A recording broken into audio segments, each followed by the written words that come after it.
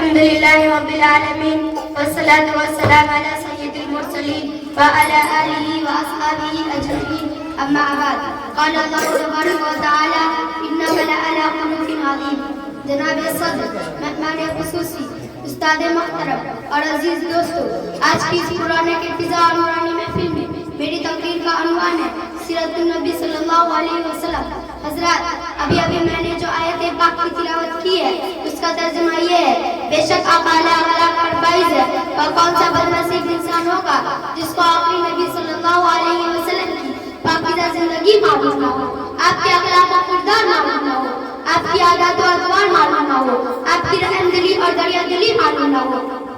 آپ کی شجاعت، تواضع اور حسن سلوک کے بارے میں معلوم نہ ہو، تو آج میں اس عظیم الشان پیغمبر اور نبی آخر الزماں کی پاکیزہ زندگی بیان کرنے کی سعادت حاصل کر رہی ہوں. محترم حضرات، بڑی دنیا میں تاریکی تھی، ہر طرف اندھیرا ہی اندھیرا تھا، جالے کا کوئی پتہ نہیں تھا، ساری دنیا ضلالت و جہالت کے غار میں پڑا تھا، انسان حیوان سے گیا گزرا ہو گیا تھا، شرک و کفر، ظلم و ستم، فتنہ فساد کا بازار گرم تھا، بچیوں کو زندہ دفن کر دیا جاتا تھا، عورتوں کی عزت نیلام کر دی جاتی تھی، ہر طرف انار تھی،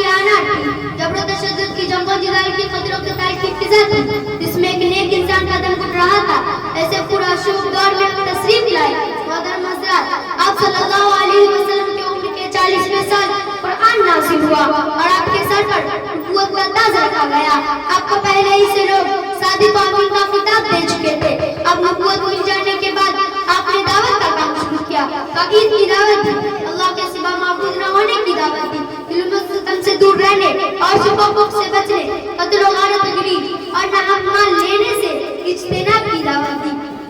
اس دعوت پر بہت سے لوگوں نے لبیک کہا اور بہت سے لوگ جانی دشمن بن گئے. محترم حضرات، آپ کے اخلاقی تھے جس نے لوہے کو بم کر دیا، بہتی ہوئی شرک و کفر کو روک دیا، قتل و خون کی ندی کو پاٹ دیا، ظلم و ستم کو جڑ سے اکھاڑ کر پھینک دیا، عورتوں کو حیا کی چادر دی، بچوں کو محبت کے پھول دیے، بڑوں کو سہارا، غریبوں اور محتاجوں کی دستگیری کی، یتیم کے سر پر ہاتھ رکھا اور دوستوں کو نہیں بلکہ دشمنوں کو سینے سے لگا کر اپنا ہمراہ بنا لیا. آپ کی پاکیزہ زندگی نے دنیا میں انقلاب برپا کر دیا. آج انسانوں میں انسانیت باقی ہے، تو ایسی منزل انسانیت کا احسان ہے. میں ان چند باتوں کے ساتھ اپنی تقریر کو ختم کرتی ہوں.